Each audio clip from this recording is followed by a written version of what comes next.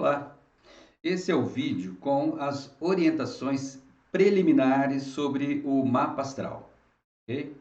Eu te peço que você assista esse vídeo antes da interpretação do seu mapa. Por quê? Porque aqui eu vou apresentar o mapa astral, o gráfico de um modo geral, né? E também te explicar a diferença entre astrologia e astronomia. Por que isso, Juarez? Porque muitas vezes as pessoas leem informações que saem na imprensa, saem na televisão, saem no jornal, saem na revista, que questionam a astrologia. E eu já recebi de vários clientes perguntas, né, nesse sentido. Poxa, mas está falando lá o astrônomo, o cientista está falando que a astrologia não funciona, que está errado. Aí eu imagino que a pessoa supõe assim, poxa, eu joguei dinheiro fora, o investimento que eu fiz não valeu de nada. Eu vou te explicar que não é bem assim, tá bom? Então, olha, vamos começar pelo começo, né? Falar de astrologia é falar de história, é ir além do tempo e do espaço. Astrologia, nós falamos a língua dos deuses, dos anjos. Pela astrologia, nós nos baseamos basicamente em símbolos, em arquétipos do inconsciente coletivo que transcende o tempo e o espaço. Tá? Um mapa astral, ele vai, em tese, tem que ser o mesmo, sendo feito no Brasil, Estados Unidos, na França, na Índia, na China, na Tailândia, na Rússia, na Austrália, aonde for, em qualquer época que for. Os conceitos também básicos são os mesmos. Consta na mitologia que quem criou os símbolos foi Thoth, tá? O deus egípcio, e na versão greco-romana é Hermes, né, ou Mercúrio, ok? Então, Thoth teria criado os símbolos e da conjunção dos símbolos, da união dos símbolos, aí a gente vai fazendo os idiomas, os números, certo? O símbolo, ele liberta a pessoa, ele é infinito em si. Quando você dá uma definição, você está delimitando. Né? E o símbolo não, o símbolo ele dá um conceito, uma ideia. Então ele abre a possibilidade para mil interpretações, sendo que um símbolo jamais se confunde com outro. É impressionante. Né? Então, falar de astrologia é uma coisa muito bonita e é importante que você saiba disso antes da gente começar a interpretar o seu mapa astral. Ok? Então, eu vou te apresentar agora o mapa astral. Um mapa astral. Um exemplo aqui, olha. Tá vendo? Aí, hoje nós usamos esse gráfico circular. Mas antigamente não era assim, não. Antigamente o mapa astral era quadrado. Isso acontecia na Idade Média. Ok? E antes da Idade Média, ele era quadrado. Tá? Então, você observa aí que hoje é circular. Isso facilita muito a vida do astrólogo para ter uma visão mais coerente, mais completa, mais sistêmica. Fica muito mais fácil para a gente entender e interpretar. Tá bom? Muito bem. Então, agora eu vou começar a te explicar os símbolos de um mapa astral, porque inicialmente é tanto símbolo, né? É muito complexo. A pessoa pensa, poxa, mas isso é grego, eu não estou entendendo nada, né? Não, calma, vamos devagar. É complexo mesmo. Nós somos complexos. Às vezes a gente gostaria que fosse algo mais simples, né? Às vezes as pessoas fazem perguntas: é sim ou não tal coisa? É bom ou é ruim? A realidade não é bem assim. É uma complexidade em termos de quantidade, de qualidade, de volume, certo? E às vezes a gente tem que ter essa visão sistêmica, completa. Eu costumo explicar que nós somos como se fosse um bolo. Você pega a receita do bolo, né? Você pega lá a farinha, você pega o leite, a manteiga, o fermento, certo? O chocolate, e aí vai. Você vai colocando, né, as frutas, ok. Hum. Só que se você juntar tudo e querer comer, não é o bolo, né? Tem que misturar do jeito certo, na proporção certa, na hora certa, ir para o forno e aí depois sai o bolo, que é uma coisa totalmente diferente daquelas partes iniciais. Isso diferencia, né? Um bolo de outro, um bolo de laranja de um bolo de chocolate. E mesmo os bolos de chocolate têm bolos e bolos de chocolate. Certo? Assim também, nós somos pessoas diferentes de outras pessoas, às vezes do mesmo signo, nascido às vezes na mesma família, tá? Isso dá a diferenciação entre uma pessoa e outra. Muito bem.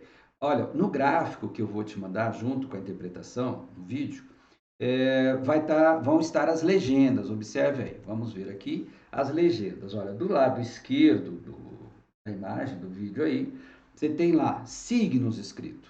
Né? Bem do lado esquerdo mesmo, mais ou menos no meio, assim, na altura do meio. Está escrito signos. E você percebe aí que estão os símbolos dos signos. Do lado está escrito o nome do signo e embaixo uma palavra-chave, um conceito central. Bom, então, olha, o que acontece?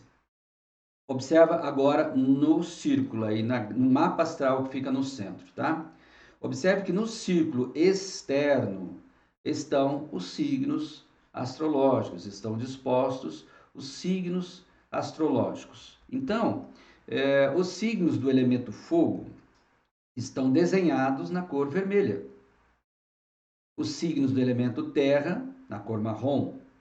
Os signos do elemento ar, na cor amarela. E os signos do elemento água, em azul.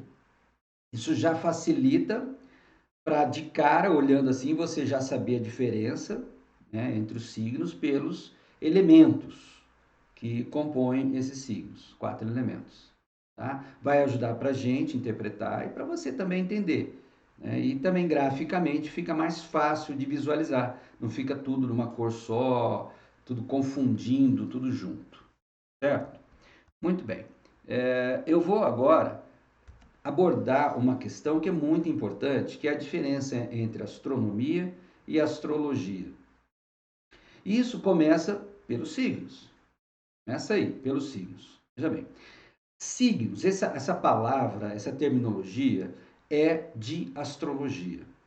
É muito diferente de constelação, que é um conceito de astronomia. Bem diferente uma coisa da outra.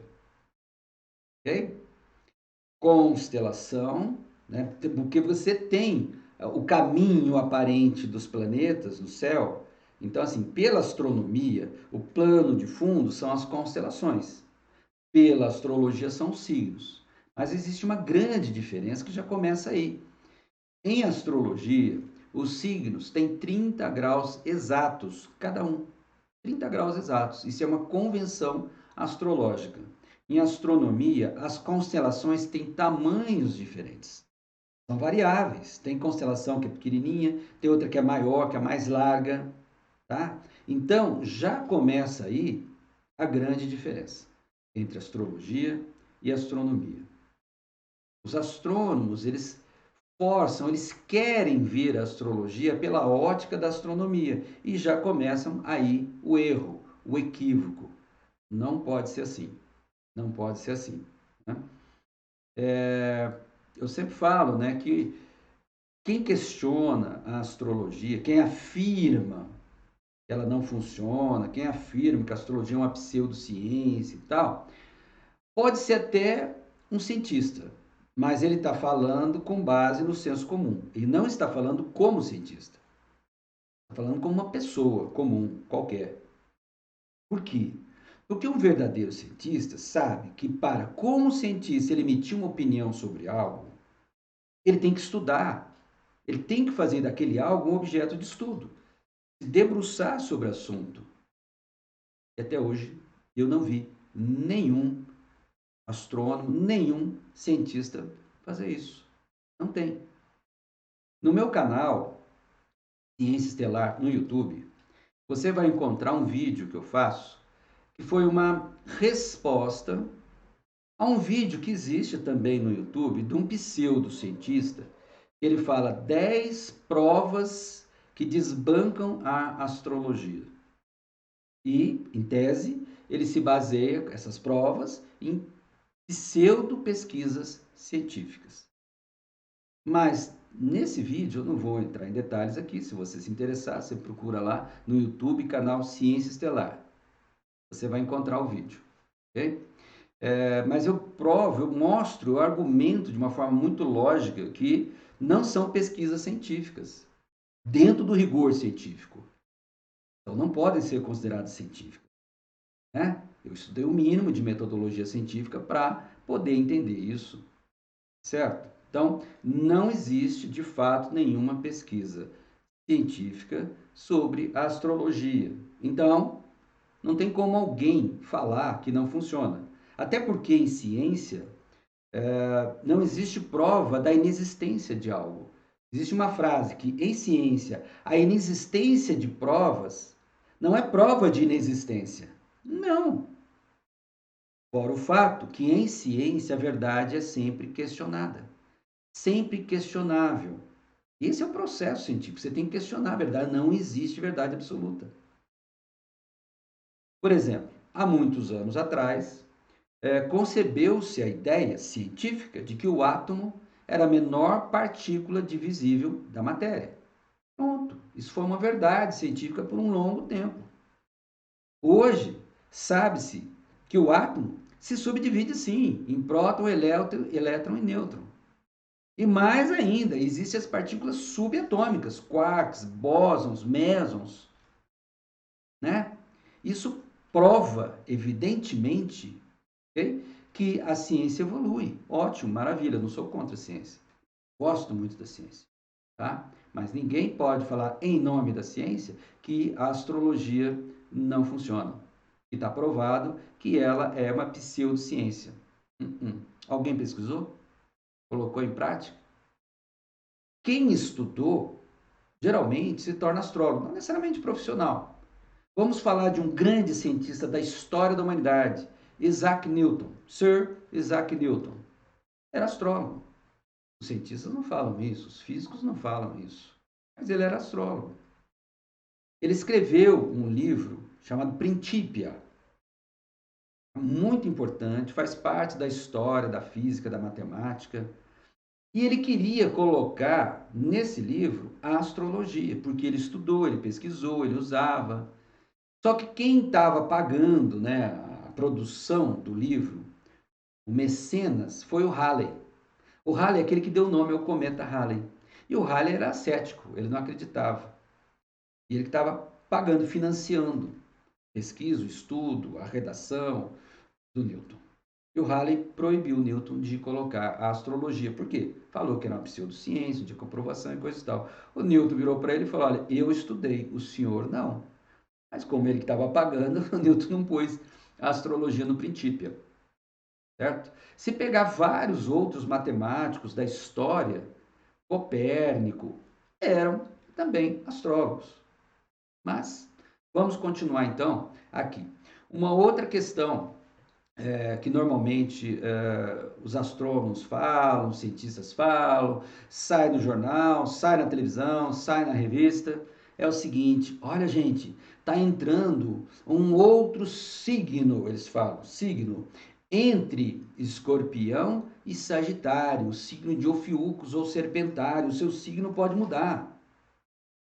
Constelação de Ofiucos está entrando entre as constelações, né, de Escorpião e Sagitário. Por quê? Por causa da inclinação do eixo da Terra. E isso, essa informação também está limitada, ela não está 100% correta, porque isso acontece em eixo.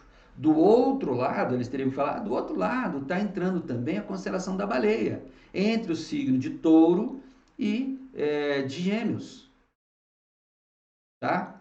Então, olha, mas volto a falar, isso é astronomia, não é astrologia.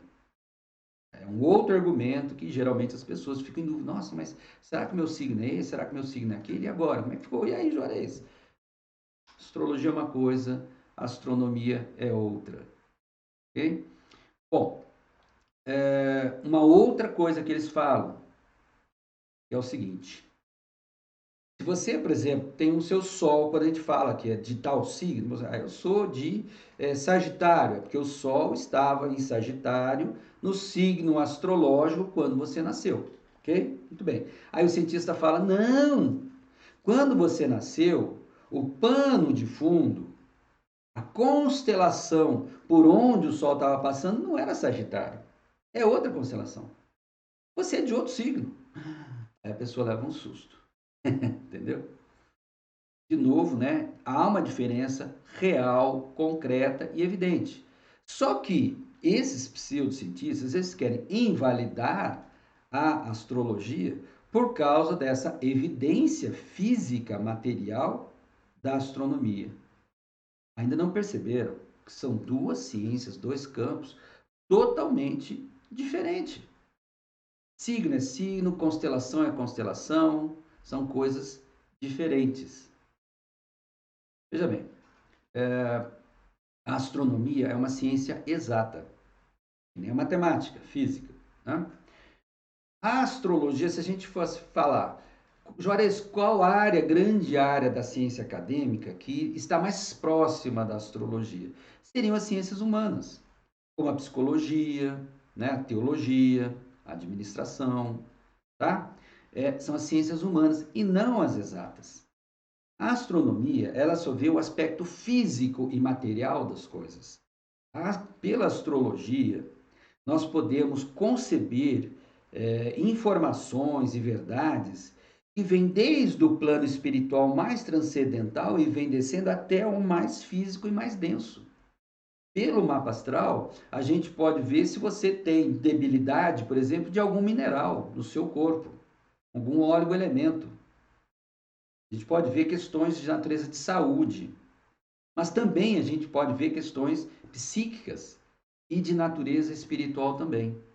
E nenhum astrônomo sequer imagina como poderia conceber isso. Bom, a astronomia, como ciência acadêmica, ela existe há no máximo 500 anos, não mais que isso. Né? Foi com o advento da Revolução Científica que surgiram as ciências, de modo geral, principalmente as ciências exatas ou naturais, né? E aí, daqui para frente. Teve uma revista, se não me engano, uma revista chamada Filosofia de Circulação Nacional, que teve um artigo abordando sobre a astrologia, né? Só que eles incorreram no equívoco de falar que alguns conhecimentos muito antigos, de antes da Revolução Científica, eram astronomia. E eu escrevi para o editor, falou, olha, isso aí, em ciência, tem um nome, chama-se plágio. Né? Você pegar um conhecimento e trocar o nome, botar o autor diferente. É plágio. Tudo que existe antes da Revolução Científica é astrologia. Absolutamente tudo. Procurar vai estar escrito astrologia. Tá? Tem um livro chamado The Ancient Astrology, de Tamsin Barton. Nesse livro, ele cita um documento, um almanaque astrológico, que registrou o uso cotidiano da astrologia ali por volta do ano 2100 antes de Cristo. 2100 antes de Cristo. Uso cotidiano. Olha só. Então assim, baseado num documento, numa evidência está documentada, né, num livro, a astrologia tem no mínimo 4.100 anos, no mínimo, de uso cotidiano. Né? Então, é uma coisa muito mais antiga, muito mais antiga. A astrologia, na história da humanidade, sempre foi usada por reis, imperadores. Quem tinha esse conhecimento era uma casta superior da sociedade. Eram os sacerdotes que tinham esse conhecimento da astrologia? Veja bem, né? Os sacerdotes é quem sabia ler e escrever na época. Tinham reis que não sabiam ler e escrever. E eram esses sacerdotes que tinham esse conhecimento. E era com base nesse conhecimento que reis determinavam o destino das nações. E até hoje, grandes empresários, mega empresários, utilizam sim do conhecimento da astrologia para as decisões mais importantes em sua vida. Então, assim, se fosse uma pseudociência que não vale nada, fosse só abusar da fé, boa fé das pessoas, já teria caído em desuso, né, em descrédito há muito tempo. Eu, por exemplo, eu uso muito o conhecimento que o mapa astral nos dá sobre os primeiros dias de vida, o nascimento, o parto da pessoa, para confirmar o horário dela. E bate. É que bate, retrata a realidade do como foi, o que aconteceu no parto da pessoa. E eu converso isso com outros profissionais, com médicos, por que não? Conversei muito com médico. Eu já dei curso de astrologia para médicos em Campinas, São Paulo. Claro que médicos de mente aberta, mas eu dei curso. E eu falei, gente, eu não estudei medicina, não sou médico, se eu estiver falando alguma besteira, por favor, me corrijam. E não me corrigirem absolutamente nada. É claro que eu falei de astrologia, falei de medicina. Né? Eu falei a relação, a correlação que tem a astrologia com órgãos, sistemas, às vezes minerais, né? Glândulas, o funcionamento, carência, abundância, dessas coisas. Por quê? O mapa astral é uma excelente ferramenta de diagnóstico. De diagnóstico. Claro que o mapa astral é da vida toda, então é uma coisa de, não é momentânea, né? São características que a pessoa vai levando. Então, você fazendo o mapa astral de uma criança, por exemplo, você pode antever a tendência para um problema de saúde que ela tenha lá na frente e direcionar. Obviamente, com o acompanhamento, já se é uma questão médica, de um médico, por que não? Fazer os exames, vai acompanhando e tal. Ok?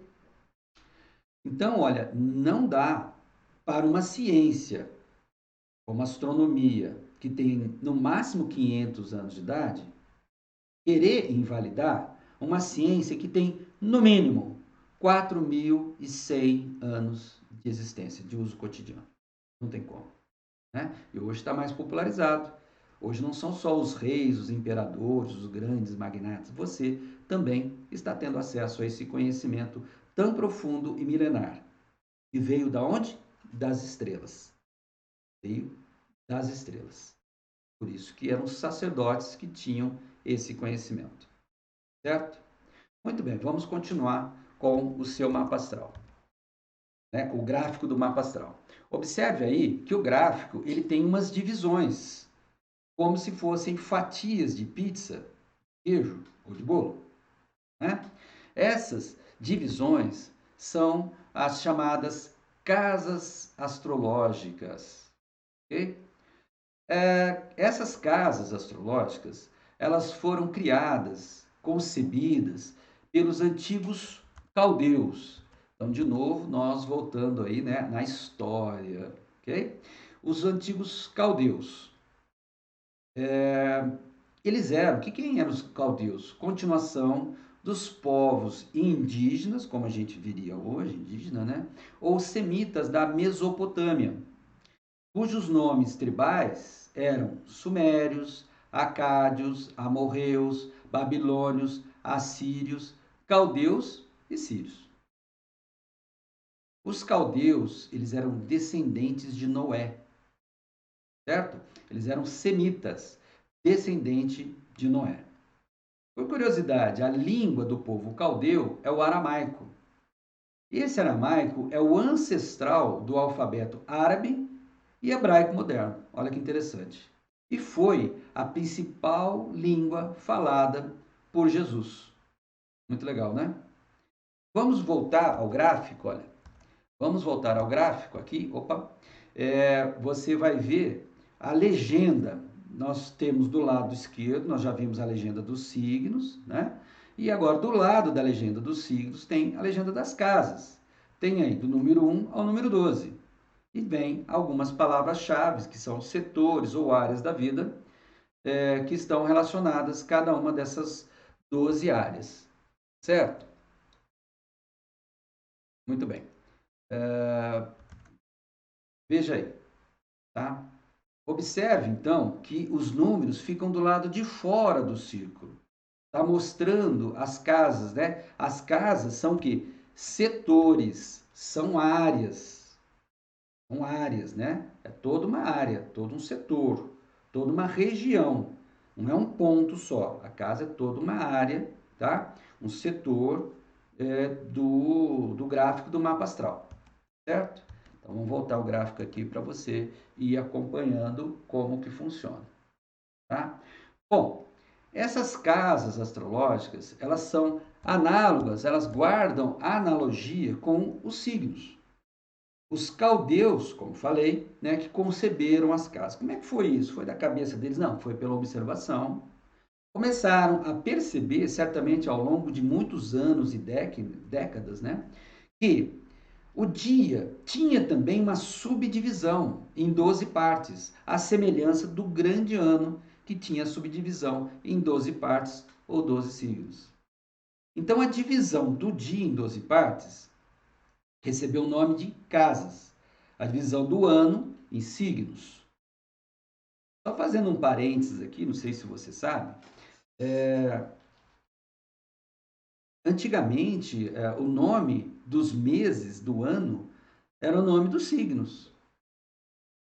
Em hebraico, se não me engano, é o nome do signo. O mês é o nome do signo. Os nomes dos dias da semana, em português, aqui no Brasil é segunda, terça, quarta, quinta, ok. Não guarda nenhuma relação direta. Mas se a gente pegar algumas línguas mais antigas, há uma relação direta com os planetas, com os 7 planetas esotéricos. Uma relação direta. Como assim? Ó, em francês, por exemplo, em vez de ser segunda, terça, quarta, quinta, é lundi, mardi, mercredi. E há uma associação com Lua, Marte, Mercúrio. Em espanhol, lunes, martes, miércoles, jueves, viernes. Observa? Há uma relação direta, né, com a astrologia. Muito bem. É muito importante, olha, o conceito que eu vou explicar agora, que é o início de cada casa. Porque onde começa uma, termina a outra. Tá? Primeiro, o movimento astrológico é como você percebe aí no gráfico. Vamos voltar ao gráfico aqui para a gente olhar. Então, olha, do lado esquerdo está o número 1, percebe? E aí começa a descer, ó, 2, 3, embaixo, ó, 4, aí começa a subir pelo lado direito, olha, 5, 6, 7, é totalmente do lado direito, para você que está assistindo, que está vendo aí, né? Aí começa a subir 8, 9, 10 é lá em cima, aí começa a descer pelo lado esquerdo, 11, e finalmente conclui na casa 12, tá? Então, assim, é muito importante esse movimento astrológico, é como se você estivesse olhando num relógio. Se o mapa astral fosse um relógio, seria no movimento contrário aos ponteiros do relógio, certo? E por que que isso é importante? Porque, como eu falei, o começo de uma casa é o fim de outra casa. Então, e esse começo é tão importante que em astrologia tem um nome especial, chama-se cúspide, como se fosse a cumieira da casa. Tá? É muito importante a cúspide de uma casa, onde começa a casa. Algumas cúspides têm até nomes especiais famosos que todo mundo conhece. Por exemplo, o ascendente. O que é o signo ascendente? É a cúspide da casa 1. Há pessoas que confundem o ascendente com a casa 1. Não. Ascendente é a cúspide da casa 1 e não a casa 1 como um todo. Lembra? A casa 1, a casa é toda uma área, é um setor. A cúspide não, é um ponto específico. Tá? Tem outra cúspide também que é famosa, não tanto quanto o ascendente, que é o chamado meio do céu. É a cúspide da casa 10. Certo? Muito bem. E por que que essa cúspide é tão importante? Porque a casa astrológica, ela vai pegar as características do signo onde a cúspide está. Ok? Então, aquele signo vai dar a característica para aquela casa, onde está a cúspide da casa. Mesmo que esteja no final do signo. A cúspide de uma casa, ela pode estar em qualquer um dos 0 aos 30 graus de um determinado signo. Não precisa estar no começo. Quando eu comecei a calcular mapa astrológico, né, eu tinha essa dúvida. Que eu não aprendi direito, não me ensinaram, foi uma correria, um desespero. Tá? E ao longo dos dias, das semanas de estudo, debruçado, para mim era uma coisa grega, né? Era uma mandala aquilo, eu fui descobrindo isso. É lógico que hoje qualquer cursinho, qualquer astrólogo explica facilmente como eu estou te explicando. Então, a cúspide das casas pode estar em qualquer lugar dos signos. E a casa vai emprestar a característica daquele signo para aquela casa. E o planeta que rege aquele signo, ele é chamado em astrologia de dispositor da carta, da casa. Né? Ele dispõe das características da casa, ele canaliza, ele leva as características daquela casa para onde ele está, em termos de signo e casa. Entendeu? Então, observa, já começa a visão sistêmica, já começa a coisa, né? Algo interagir com o outro. Por isso, que interpretações de mapa astral feita por computador, em sites, não funciona. Não funciona, porque vai ficar que nem uma receita de bolo. Ah, você botou chocolate? Então o bolo vai ter gosto de chocolate. Ah, mas você colocou baunilha também, você colocou uma canelinha. Então já não vai ter o gosto só de chocolate. Esse bolo de chocolate vai ter um pouquinho de baunilha, um pouquinho de canela, né? Um pouquinho de, sabe? Vai variando um pouco o sabor. Você percebe? Aí a pessoa fica mais confusa, que não entende. Por isso que é importante fazer o mapa astral com um astrólogo qualificado, experiente e competente. Tá? Um computador nunca vai conseguir interpretar um mapa astral. São muitas variáveis a serem consideradas. Tá? Aí tem gente que às vezes me pergunta, isso aqui é outra pergunta também que aconteceu muitas vezes. Juarez, tem casa que não tem nada. Está vazia, não tem planeta nenhum. E aí? Tem problema não, isso é muito comum. Isso é muito comum. Tá? E não faz diferença. Tá? Casa onde não tem planeta, você veja bem, nós temos 7 planetas esotéricos, 10 planetas como um todo e 12 casas. De qualquer forma, alguma, se fosse ficar cada planeta numa casa, pelo menos duas iriam ficar vazias. Isso é normal. Tá? Até essa distribuição planetária, tem mapa astral que tem assim vários planetas juntos, né? Outros não, estão mais esparramados, alguns têm planetas mais na parte de cima, outros na parte de baixo, na parte direita, na parte de esquerda, outro tanto de um lado, outro do outro, que fica em oposição. É bem complexo. Cada carta é uma carta diferente. E não tem problema, como falei, né? Os planetas que regem o signo da cúspide da casa é o dispositor, ele vai levar a característica da casa para aquela outra casa, tá? Bom, e também já me perguntaram, mas olha, e tem, tipo assim, às vezes a cúspide de uma casa está mais para o meio, do meio até o final de um signo. E existe uma outra porção dentro daquela casa maior de outro signo, do signo seguinte. E aí? Esse outro signo, ele não aparece praticamente, você não sente. O que importa é a cúspide, vamos dizer 95%. É o que importa é a cúspide. Você vai sentir a característica de onde a cúspide está, no signo que está. O outro signo, ele só aparece, digamos assim, você vai só sentir, perceber como real na sua vida, se houver algum planeta lá que puxa esse signo dentro daquela casa. Certo? Né? Dentro daquela casa, às vezes tem um planeta no outro signo, no signo chamado intercalado, né? Ele puxa. Bom? Bom, vamos agora ver a questão dos planetas. Vamos ver aqui os planetas. Olha, do lado direito dessa imagem, do total da direita, mais ou menos no meio, tem a legenda ali. Observa, está escrito planetas em cima. Aí tem o símbolo do planeta, o nome do planeta e uma palavra-chave também desse planeta, só para um conceito, só para ter uma ideia. É claro que dentre esses aí que estão colocados como planetas, existem alguns que não são de fato planetas, às vezes são pontos virtuais, como a cabeça, a cauda de dragão e Lilith, que geralmente eu explico na interpretação do mapa astral, tá?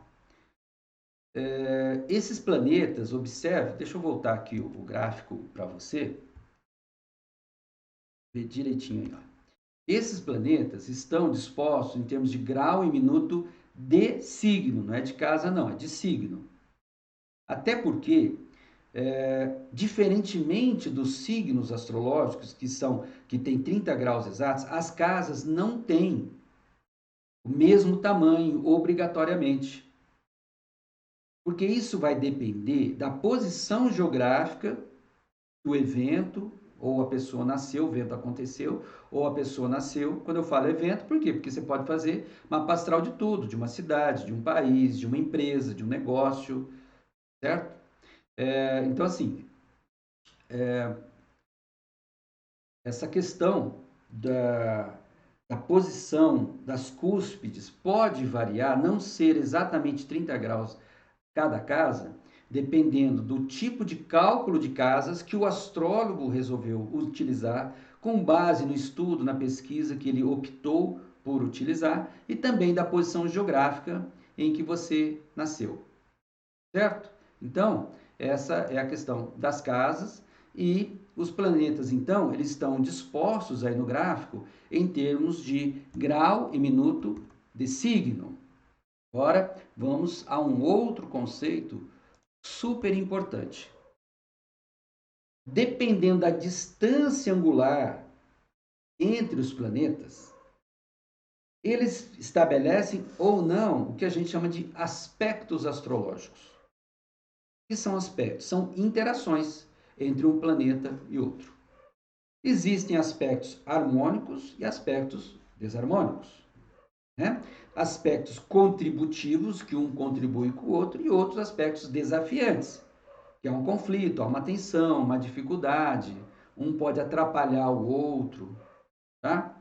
Então, essa é uma questão muito importante dos aspectos. Existem muitos aspectos em astrologia, mas assim, eu particularmente, pela minha prática, pela minha experiência de mais de 40 anos como astrólogo profissional, eu percebi que os aspectos menores, mais sutis, as pessoas não veem tanto, não percebem, não sentem, não são muito presentes na vida da pessoa. Ela não identifica. Então, se a gente usar isso numa interpretação, pode confundir a cabeça da pessoa, aumentar muito o número de informação, ela ficar perdida com tanta informação, já tem, né? Já tem bastante informação. A gente vai botando o dedinho em várias feridas, em várias questões, né?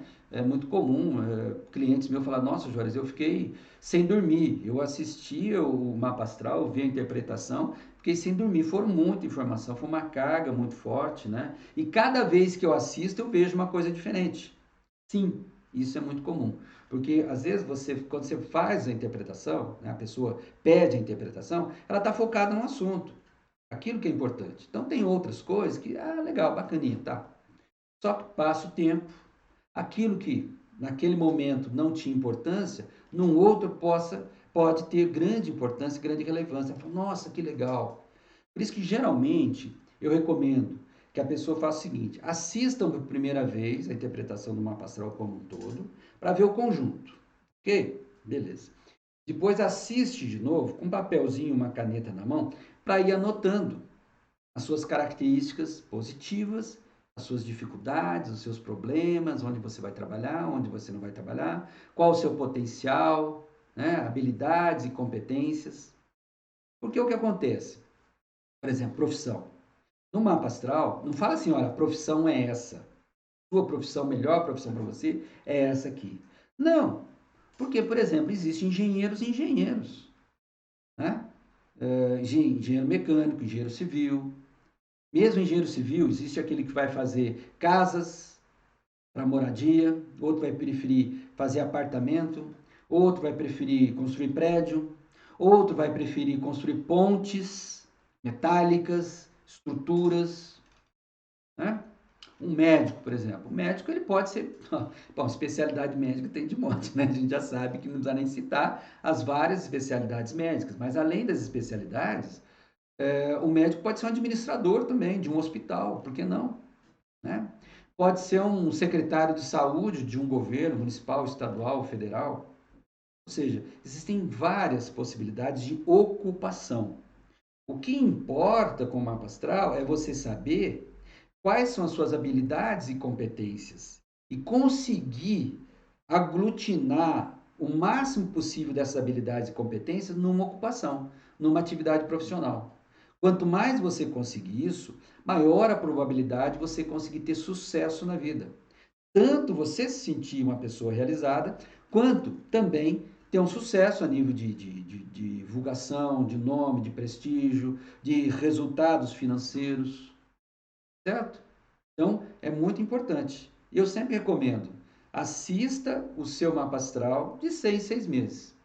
6 em 6 meses, né? Só vai lembrando alguns conceitos, você vai reformulando a sua vida. Até porque um mapa astral é um mapa, é como se você fosse sair da sua cidade e vir até a minha, certo? Você vai ver se não, existe essa rodovia, existe aquela outra rodovia, essa aqui tem pedágio, a outra não tem, né? Ah, essa aqui tem posto de gasolina, tem restaurante, a outra eu não sei, não está claro, pode estar confuso, certo? E aí você vai decidir, por aqui eu demoro tanto tempo e por aqui eu demoro tanto tempo, tá? Mas, tem que pegar o carro e pegar a rodovia você. Existem coisas que não estão presentes no mapa astral, como não está no mapa. Por exemplo, você pega o mapa entre uma cidade e outra. Você não vai saber como é que vai estar o trânsito pelo mapa. Não sabe se está congestionado, se está vazio, se tem buraco na estrada ou não, né? Se está chovendo ou não, se tem alagamento ou não. Você só vai fazer isso vivendo lá, né? Então, são questões assim que te ajudam, te orientam bastante em termos de direcionamento de vida, né? Essa ideia do mapa astral em si, né? Ser realmente uma referência no sentido do que você vai fazer da sua vida, o que você tem de potencial. Normalmente, eu costumo explicar que o mapa astral é como se fosse um currículo da faculdade, com as suas diversas disciplinas. Você que escolhe se você vai cursar disciplina de boa, se você vai estudar, ou se vai pular aula, encabular aula, né, jogando truco, bebendo cerveja na cantina, sair com os amigos, bater papo, né? Cada um escolhe como é que é a sua vida, certo? O legal é que o mapa é bem claro, não é baseado no que o astrólogo pensa e quer, ou ele acha que é o melhor. Não, são as leis cósmicas que regem a sua vida. Então, voltando aqui à questão, né, dos aspectos astrológicos, olha. Então, dependendo da distância angular entre os planetas, eles estabelecem ou não os chamados aspectos astrológicos. Então, como legenda, no gráfico, na sua tela aí, do lado direito embaixo, está um quadradinho escrito aí, aspectos.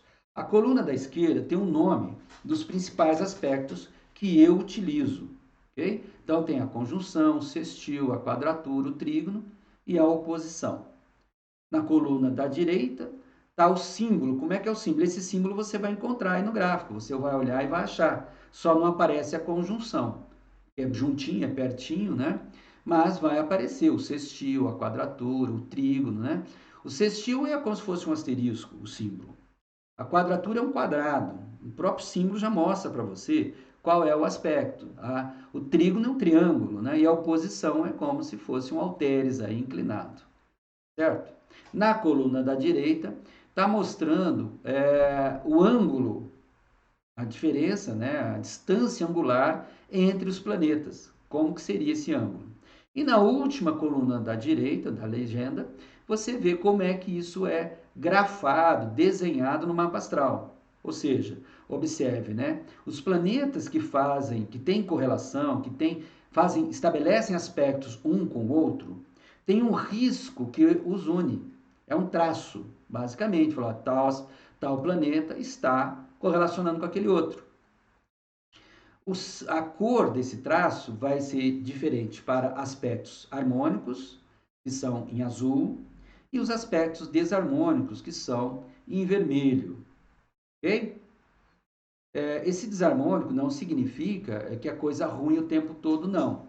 Há uma dificuldade, há um desafio. E os azuis também não significa que é coisa boa, não. Às vezes é tão bom, por exemplo, que a pessoa não se coça, a pessoa não toma iniciativa. Ela não tem atitude, tá bom, tá tranquilo, ela vai ficando e não tem graça a vida, tá? Então, assim, é importante entender essa diferença aí, né, entre os aspectos. Olha a legenda sempre, acompanha, não tenha pressa, dá uma parada no vídeo para você entender o que é que nós estamos falando e por que isso é importante. Porque, veja bem, você, amanhã depois, você pode querer ampliar um pouco esse conhecimento, detalhar, aprofundar, usando um livro didático ou usando até uma pesquisa na internet. Tudo isso é possível. Olha, os símbolos, como eu falei aqui agora há pouco, são infinitos. São infinitos. Então, o que o astrólogo faz quando interpreta uma astral? Ele está interpretando, ele não está definindo. Definir é delimitar, é fechar, ó, é tudo, é isso e acabou, não é mais nada. Não. O astrólogo, ele interpreta pensando os principais conceitos que ele entende ou intui que seja uma realidade mais clara e evidente na sua vida. Mas existem outras possibilidades que você pode também vivenciar. Quando eu ensino, quando eu dou um curso de astrologia, eu falo muito em harmônicas e oitavas. As oitavas são exatamente essa questão, que desde a oitava superior, que é o plano espiritual mais transcendental, até o plano mais denso. Por exemplo, vamos falar um exemplo aí do planeta Marte, né? No plano superior, por exemplo, Marte é o obreiro. Ele é o agente de Deus na face da Terra. É aquele que com coragem, né, vai realizar uma missão, é um missionário. Olha que bacana que é. Ele é o iniciador, aquele que põe as coisas para acontecer. E aí você vai descendo as oitavas, você pode chegar lá embaixo no minério, que é o ferro, por exemplo. Né? O intermediário, vamos falar uma oitava intermediária do Marte, por exemplo, é a coragem, a franqueza das pessoas, a liberdade, os músculos, todos nós temos e precisamos, né? E lá embaixo está o minério ferro. Ok? Então, essas são as oitavas. Né? E as harmônicas? As harmônicas são, cada oitava dessas, existem várias possíveis outras variações. O mapa astral não é algo fechado, não é um destino, ó, vai acontecer isso, acabou. Não. Você tem a liberdade de escolher como você vai aprender aquela lição. O mapa astral, em resumo, como eu falei, é como se fosse um currículo de uma faculdade, ou seja, são as coisas que nós temos que aprender nessa vida. Basicamente é isso, mais nada. São lições. Então, tudo que acontece à nossa volta são estímulos para que a gente aprenda essas lições. Entendeu? É como se fosse um grande teatro. Nós somos atores na vida dos outros e os outros são atores na nossa vida, gerando estímulos para que nós aprendamos coisas, conhecimentos, sabedorias, para que nós tenhamos experiências e possamos aprender. Ou não. Escolhe, né? Então, às vezes o pessoal fala da questão kármica, né? Karma, para mim, não é... Você não paga karma com sofrimento. Não. Karma é aprendizado, é missão de vida.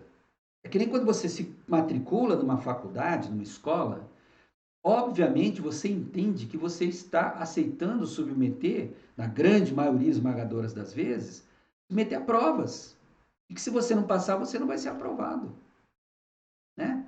As provas são o quê? Para testar o nosso conhecimento, para nós mesmos sabermos quais são as nossas fragilidades, o que a gente aprendeu, o que a gente não aprendeu, não está claro, tem que voltar para trás, estudar de novo. Certo? Assim é a vida. Uma grande escola, um grande aprendizado. Tá? Então, o mapa astral ele representa tudo isso para a gente. Ok? Vou botar aqui o gráfico para você ir acompanhando também. Certo? Bom, didaticamente falando, olha que interessante, para você como é que entende. Mas qual a diferença? Tem gente que já pergunta para mim, Juarez, qual que é a diferença entre planeta, signo, casa, é tudo a mesma coisa? Não. O planeta, ele representa o que acontece. O planeta é ação, ele está mais perto da gente, né? Então o planeta está movimentando, então é ação, é o que acontece. O signo onde o planeta está, ele nos fala como acontece, a forma que aquilo acontece. E a casa onde esse planeta está nos diz onde, qual área da nossa vida aquilo tende a acontecer mais. Deu para entender? Claro que isso é didático, tá? Só para você entender um pouco a diferença entre uma coisa e outra. Já tem outra pergunta que as pessoas fazem, Juliz, é verdade que depois dos 30 anos o ascendente fica mais forte? Não é bem assim. Não é que ele fica mais forte, ele sempre esteve presente. Como eu disse agora há pouco, né, eu uso o ascendente exatamente para saber como é que foi o parto, como é que foi o nascimento da pessoa. Se ele não fosse forte, ele não ia marcar tanto o nascimento da pessoa. O que acontece é que com o passar do tempo, a pessoa vai ficando um pouco mais segura de si mesma. Porque enquanto a gente é criança e adolescente, a gente faz o que os pais querem, depois o que os colegas querem, depois o que a sociedade quer, depois o que o namorado, a namorada, a esposa, o esposo quer. Aí chega um ponto e fala, bom, eu já experimentei, já vi, já cedi, já ajudei, e eu começando a descobrir quem eu sou. Então, nessa fase dos 30 anos mais ou menos, é muito importante. É o que a gente chama de trânsito de Saturno. Tá? A pessoa adquire uma maturidade pessoal. E por essa maturidade, ela também vai querer ser mais autônoma, ser ela mesma. E aí ela tem mais confiança de botar o ascendente mais em evidência. Deu para entender como é que funciona? Interessante, né? Vou voltar aqui o gráfico. Tá? Então, é muito bacana essa questão do mapa astral. Outra pergunta que eles fazem, Juarez, tá bom, e essa distribuição de planeta, não gostei nada. Tem gente que detesta, falei, Jesus, né? Eu não gostei nada desses planetas. E quem foi que botou esses planetas nesse lugar? Foi o Senhor do Karma? Foi algum anjo? Foi Deus? Foi o capeta? Quem foi que colocou esses planetas nesse lugar, nesses lugares? Foi ninguém desses. Seu mapa foi você mesmo que construiu. Como assim? Olha, os espíritas, eles falam, né, que a gente escolhe a nossa vida atual. Antes da gente vir, a gente escolhe, a gente já sabe tudo que a gente vai passar. Certo? Mas como assim escolhe? Você fica sentado lá com um copo de refrigerante, de cerveja, às vezes tem fumando cigarro. Eu acho que eu quero passar isso, que eu quero passar aquilo, eu quero ser isso. Não é bem assim não. Não é bem assim não, tá? É mais como aquela imagem da mitologia egípcia, né, do julgamento de Osíris. Não sei se você conhece, que tem uma balança, né, que tem dois pratos.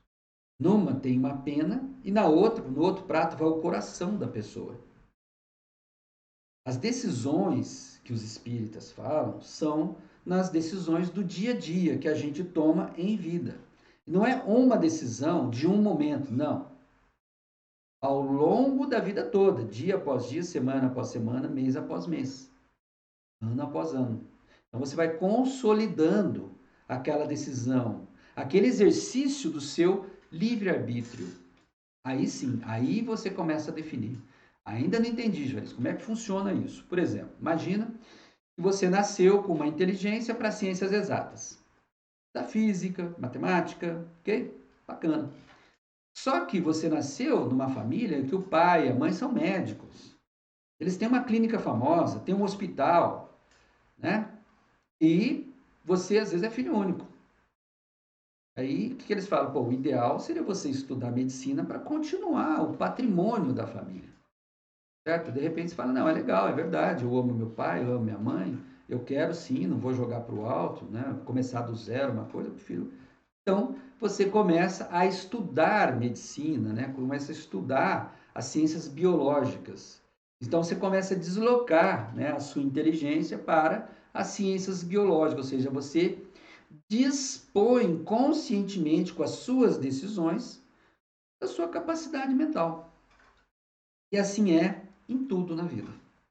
A gente vai escolhendo a nossa vida de acordo com o dia a dia e, né, vai reiteradamente seguindo um determinado caminho, né, vai consolidando uma conduta, uma posição, vai se habituando aqui. Então a gente tira, né, é o que você pode fazer nessa vida. Se você não está satisfeito com uma posição planetária, você pode dispor, tirar, né, e de lá e botar para cá. Mas veja, a posição do planeta demorou às vezes vidas inteiras, ou no mínimo uma vida para você colocar lá.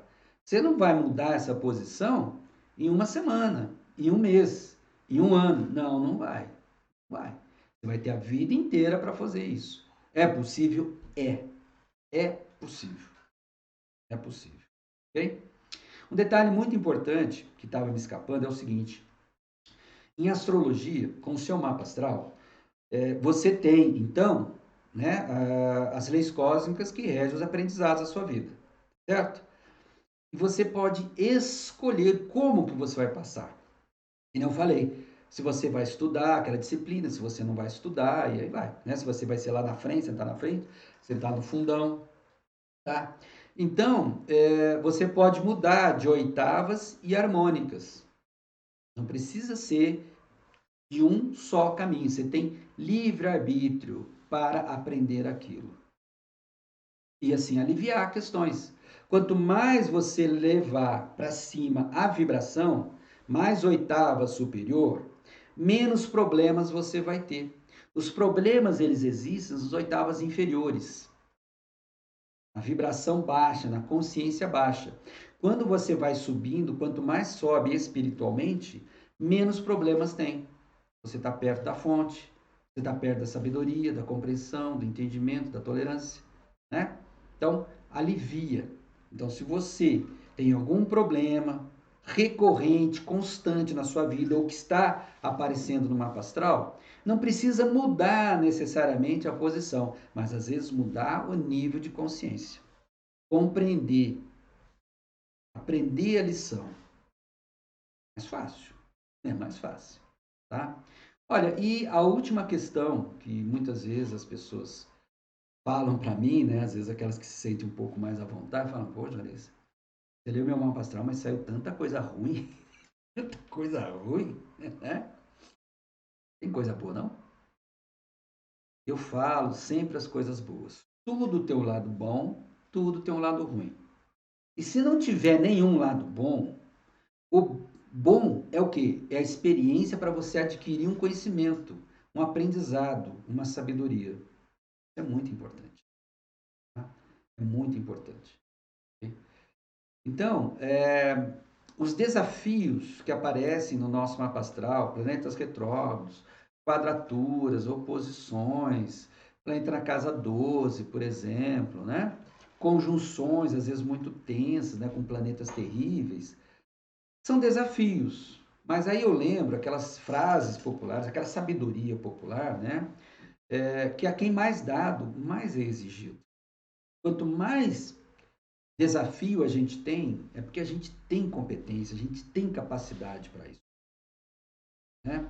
E por outro lado também, eu costumo falar, quem foi rei nunca perde a coroa. Só erra quem faz. Então, se nós erramos, se você no seu mapa astral errou, fez algo errado em vidas passadas, é porque você fez, você experimentou. Então agora é só aprender. Não precisa continuar reincidindo, errando e sofrendo. Não, aprenda. Aprendeu, nunca mais você vai precisar voltar a passar pelo mesmo caminho. Deu para entender? Né?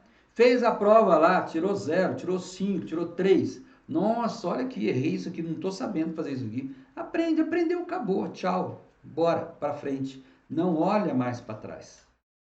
Né? Você adquire Dharma. Os desafios, eles fazem parte necessária do nosso crescimento, da nossa evolução.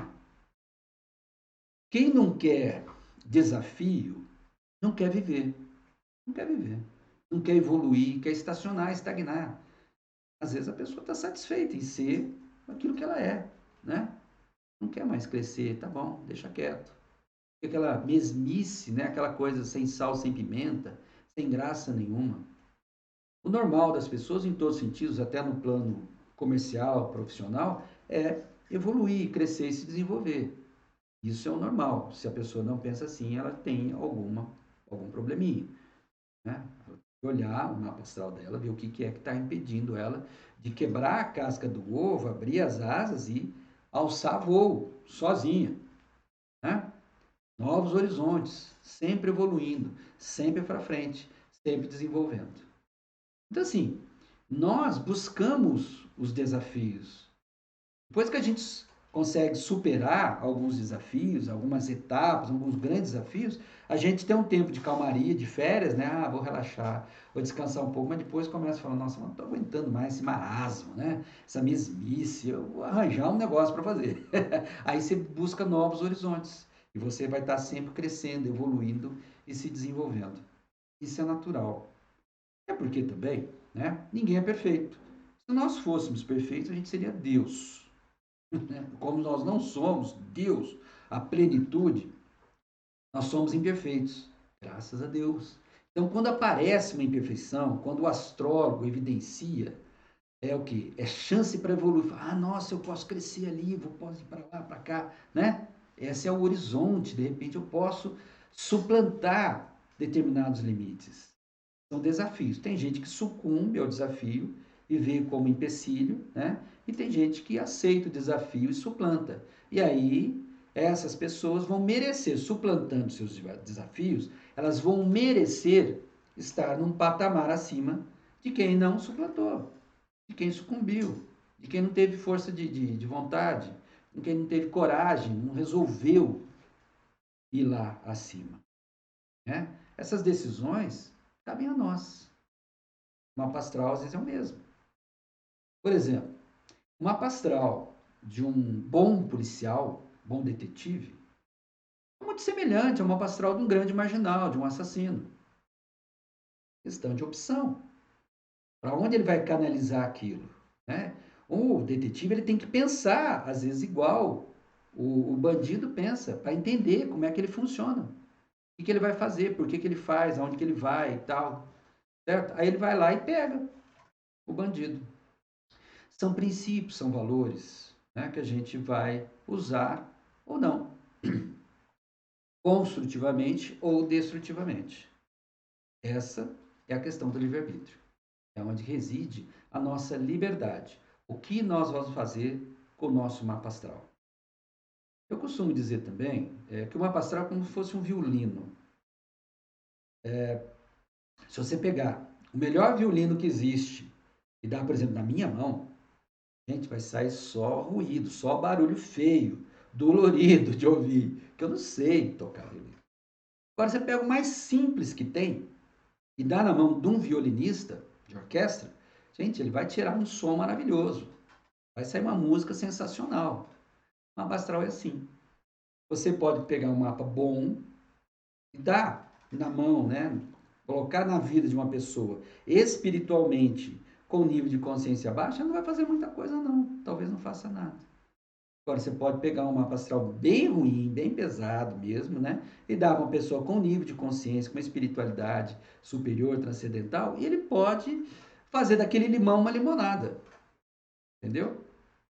Então, assim, se apareceu muito desafio no seu mapa astral, maravilha. Significa que você fez muita coisa, fez errado, mas fez. E se você fez é porque você pôde. E se você pôde é porque você pode ainda. Você pode recuperar esse poder, essa influência e fazer positivamente. Né? Significa que você tem direito de crescer, evoluir e melhorar. Você tem horizontes. Olha que maravilha. Bom? Muito bem. Então, agora vamos para a interpretação do seu mapa astral.